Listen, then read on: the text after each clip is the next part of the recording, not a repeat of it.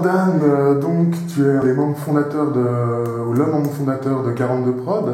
Oui, tout à fait. Est-ce que tu peux nous présenter les activités de cette boîte de production? 42 Prod. Bon, déjà, 42.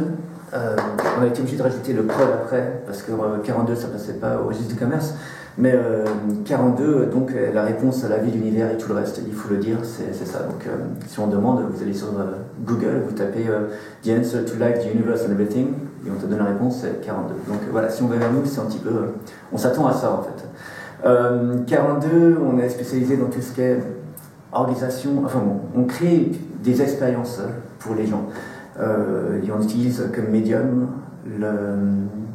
l'événement. Donc on crée des événements, des choses spontanées, des choses qui se passent pour une certaine durée dans le temps, et où on fait vivre aux gens certaines expériences, la plupart du temps. Enfin, l'idée c'est qu'ils vivent des expériences qui sont positives, des expériences fortes, ou qu'ils aient d'autres perspectives sur leur réalité, et qui repartent un petit peu élevés ou avec une nouvelle vision de leur réalité, ou un moment fort vécu avec d'autres personnes, du partage.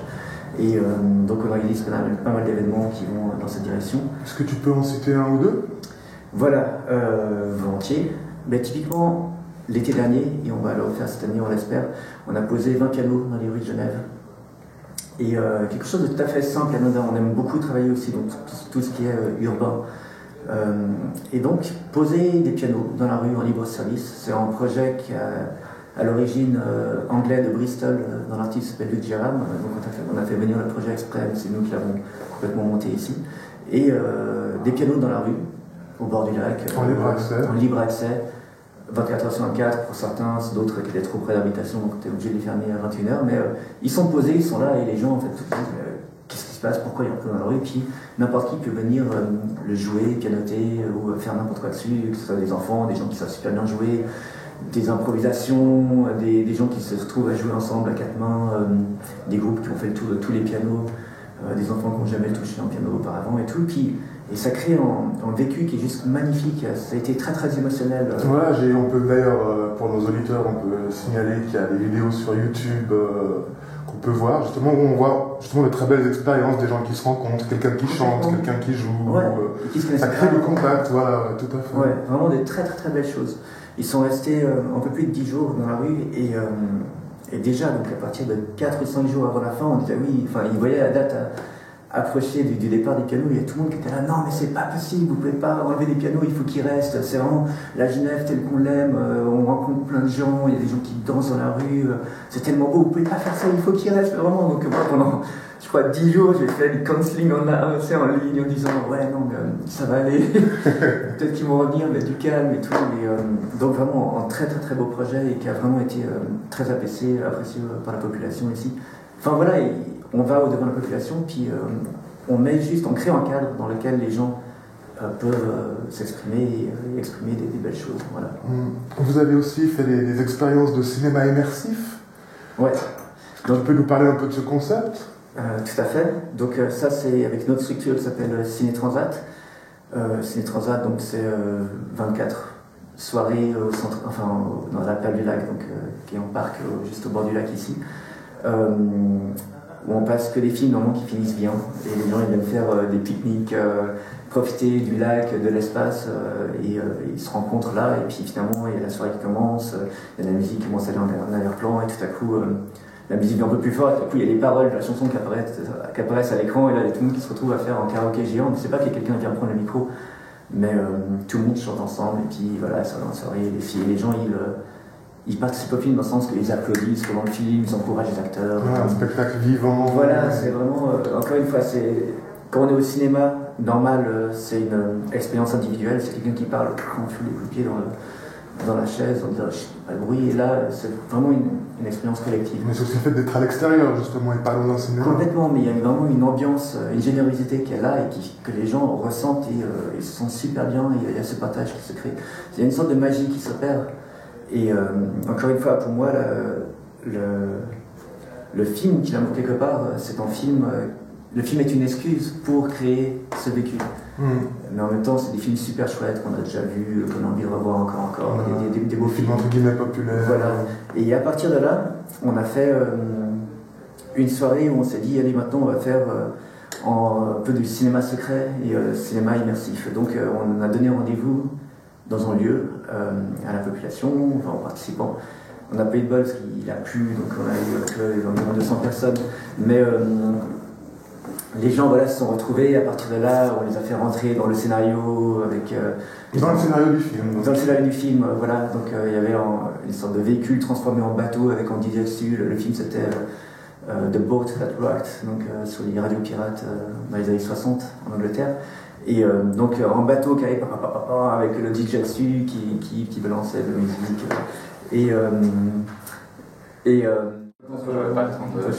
Ok. Voilà, donc ça, en fait, cher spectateur, c'est pour un projet qui s'appelle Don't Be Zombies. Et ce soir, on a la soirée avec les acteurs, donc je crois qu'on en parlera tout à l'heure. Tout à fait, oui, je suis quelque chose de dire, parce que justement, ça rejoint le principe de cinéma secret, cinéma immersif. Justement, votre prochain projet, le 27 et 28 avril 2012, c'est Don't Be Zombies. Voilà, est-ce que tu peux nous présenter ce... Voilà, donc ce projet, carrément, c'est vraiment aussi tout ce qui est cinéma participatif. Enfin, il y a plein de différents aspects, de différents éléments qu'on a pu organiser et des idées qui viennent de choses qu'on puisse faire ailleurs aussi, qui sont mélangées pour donner ce projet. Donc, Don't Be Zombies, on peut s'imaginer en fait l'apocalypse zombie. Donc, ça y est, ça a tourné, il y a un virus qui s'est échappé, il y a plein de zombies partout dans la rue, et il y a des survivants qui essaient de survivre de ça.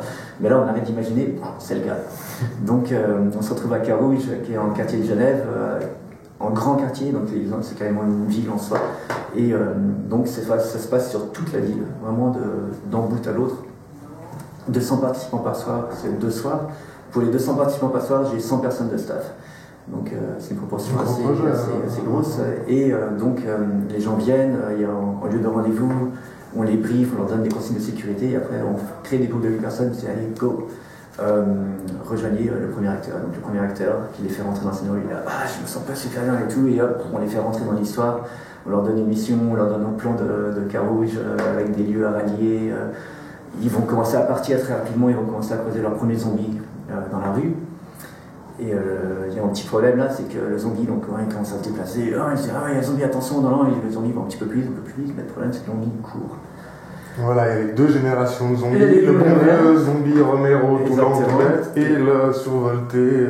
Voilà, donc là on a des zombies de 2e génération, donc les gens sont là, merde, et tout.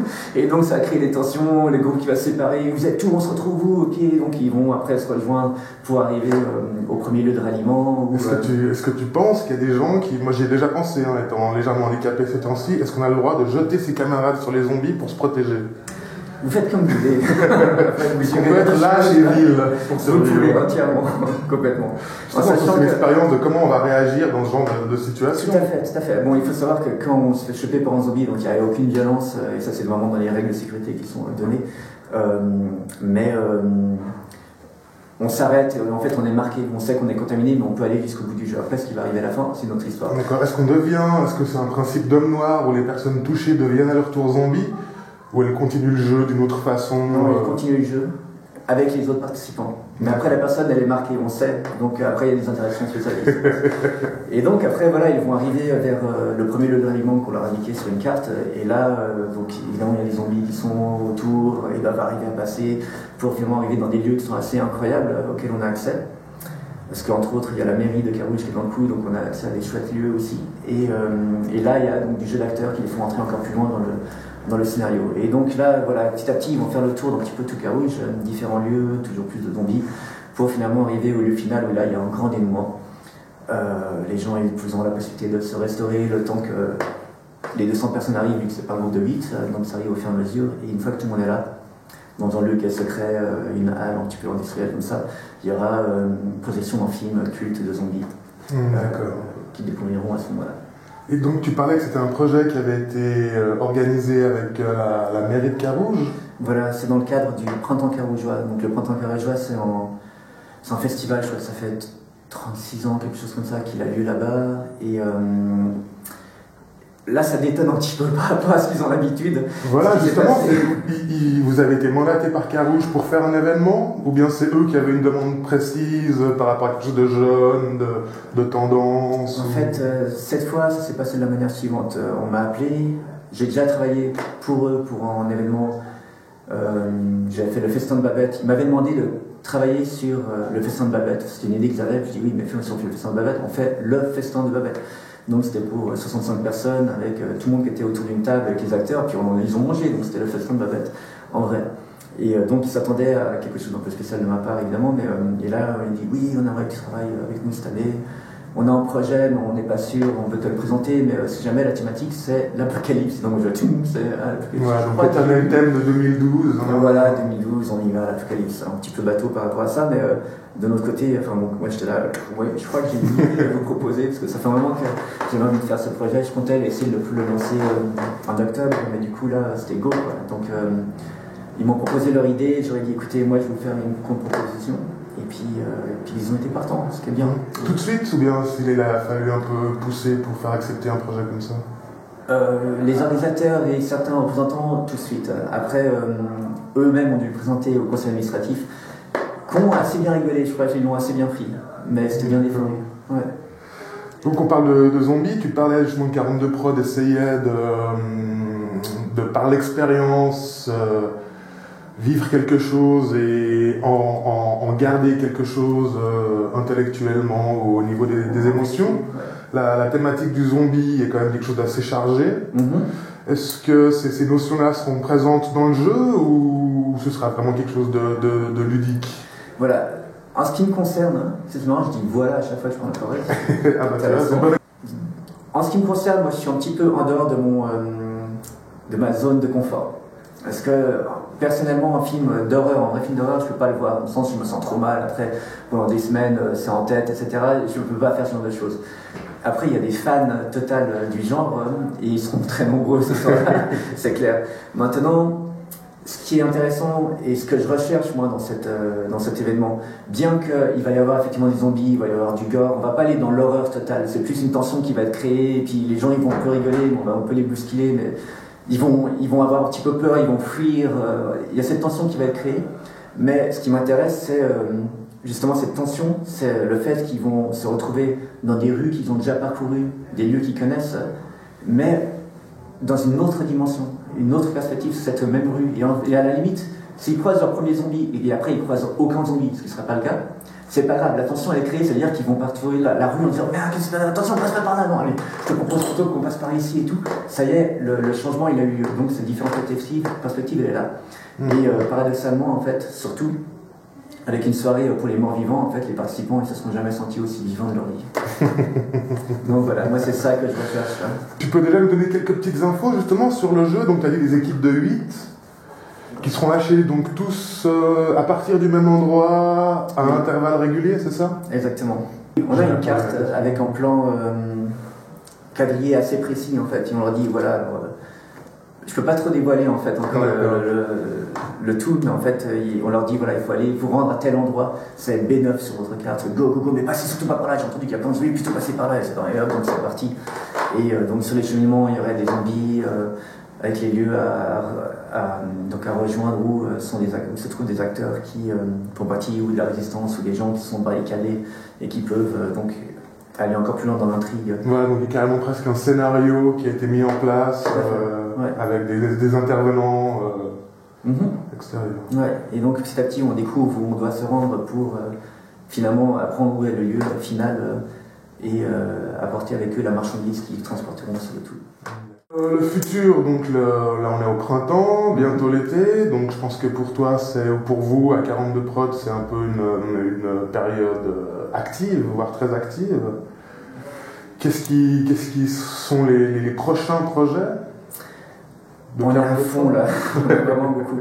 Donc fin avril, on a Don't Be Zombies, après on travaille sur les Jeux Olympiques de Genève, c'est des jeux pour le jeune public, en fait, pour les adolescents et les enfants, 2500 participants, et nous, on fait une sorte de parcours de l'impossible, où on détourne en fait les sports qui vont être faits, où ils vont devoir essayer d'arriver à accomplir certaines tâches, genre avec une balle de tennis et une raquette, mais un peu absurde. Enfin voilà, on décale les sports qu'ils vont faire, en parcours de l'impossible. Après, il y a la fête aux déchets, c'est pas la fête des déchets, on fait la fête aux déchets, au bain des paquis. On va normalement remettre les pianos dans les rues de Genève et cette année on étend ça à 4 communes donc du canton. Il y a une exposition sur une sorte de module interactif sur le développement durable qui va faire le tour de certaines villes et à vous, enfin rue et à vous, donc ville et à vous. Il y a Ciné Transat, il y a encore l'anniversaire du programme des Nations Unies pour l'environnement, le fait que la Suisse ait rejoint l'ONU, et puis encore je ne sais plus quoi, un grand événement où on va faire on va faire 50 mètres de mur et on va faire une paint party en fait, donc une peinture participative où tout le monde va venir puis s'éclater sur les 50 mètres de mur sur une journée en faisant des pique-niques, et ça finira avec un film aussi. Donc un programme très très chargé. Il y a plein de trucs, il y a encore plein d'autres choses. Mais donc voilà, on peut retrouver éventuellement les infos, vous avez un site je pense. C'est 42prod, donc 42prod.com. Là c'est plus en fait les choses une fois qu'elles sont faites, et puis on peut voir aussi un petit peu ce qui nous inspire, les choses qu'on voit intéressantes de par le monde. Sinon sur la page Facebook, on recherche 42prod, là on suit un petit peu au jour le jour ce qu'on fait aussi. D'accord. Donc 42prod, moi ça me rappelle quelque chose vu qu'on se connaît depuis un petit moment. Il me semble que tu avais un précédent projet qui était en lien avec Agenda 21. Oui, ça c'était le tout début. Voilà. Puis donc du coup on passe de 21 qui était quelque chose je crois assez basé sur l'environnement, et on passe à 42 qui est la fin du monde. Et on trouve ça assez... voilà, est-ce qu'il y a un lien justement entre le 21 et le 42? Est-ce qu'il y a une volonté directe de jouer comme ça avec les nombres ou absolument aucune, pas? En fait, c'est toi qui me le fais remarquer, je trouve ça assez intéressant d'ailleurs. Absolument pas. Ça s'appelait Agir 21, voilà. Et c'était tiré de l'agenda 21, donc l'agenda, le projet, la route, voilà, toutes les choses à faire pour arriver à un développement durable global. Et donc le projet à l'époque c'était de dire voilà, bon c'est bien joli de mettre tout ça par écrit, mais on passe de l'agenda à agir, on y va à l'action quoi. Donc c'était un gros projet de sensibilisation, mais par l'action, dans les cycles et collèges. Pendant une année, ça finissait avec un festival de 3 jours sur la plaine Papalais, sous la pluie les 3 jours. C'était un petit peu dommage, mais voilà, on fait avec. Il y a quand même eu 15 000 personnes. Donc. Et puis voilà, donc après il y a eu une autre structure qui a été créée qui c'était TACO, TAKO, qui veut dire pieuvre en japonais, en fait, dans le sens qu'on touche plein de choses. Et 42prod est la continuation de TACO. De TACO, voilà. D'accord. Donc tu parlais de Ciné Transat. On a pu voir justement sur votre page Facebook que vous étiez déjà bien impliqué là-dedans. Est-ce que Live Geneva TV peut avoir déjà un petit scoop? Est-ce qu'il y a un grand film? Est-ce qu'il y a quelque chose que tu peux déjà nous livrer ou... Non. Désolé. On a toute la formation qui est faite. Bon, elle risque d'être encore ajustée un petit peu, mais hier on a fait un teasing, on a balancé une image floutée de la formation et les gens ils ont pété en câble. Mais ça va être vraiment un chouette été. Est-ce qu'il y aura du fantastique? Est-ce qu'il y aura de l'horreur ou... Non, il n'y aura pas de l'horreur, mais il y aura du fantastique. Il va y avoir de la grosse pointure dans le fantastique, mais vraiment genre le film. Et il y a quelque chose qu'on va faire, ça je peux le dire en clin d'œil. C'est que l'année dernière, la soirée d'ouverture était avec Dirty Dancing. Et il s'est trouvé que, bon, il y avait, je crois, 2500 personnes, presque 3000 personnes qui étaient présentes, et il s'est mis à pleuvoir à un moment, mais super fort. Et les gens, ils sont restés, ils se disaient, ah non, on reste à fond, et tout. Donc nous, jusqu'au moment où il y a l'électricité qui est tombée, et on s'est dit, non, mais là, ça va pas le faire. Tout à coup, la pluie, elle s'est quand même arrêtée. Donc les gens étaient encore là, on se dit, bon, ben vous êtes encore là, on relance, quoi, mais vous êtes prévenus, s'ils se remettent à pleuvoir, ça risque d'être trop chaud, donc vous êtes prévenus. Et on a pu faire le film jusqu'à un quart d'heure avant la fin. Et on a raté la scène finale. Mais là, c'était la fin du monde, c'était le déluge. C'était plus possible. Donc, tout le monde était à fond, mais après là, quand même, s'il fallait partir, ça marchait plus, quoi. Donc, cette année, en ouverture, on va faire une spéciale dédicace à toutes les personnes qui étaient présentes et restées jusqu'au bout, et on va balancer la scène finale. La scène finale de Dirty Dancing. D'accord. Ouais. Je viendrai pas. Bah écoute, Dan, merci pour ton temps, merci pour vos projets, et puis longue vie à 42prod. Ciao.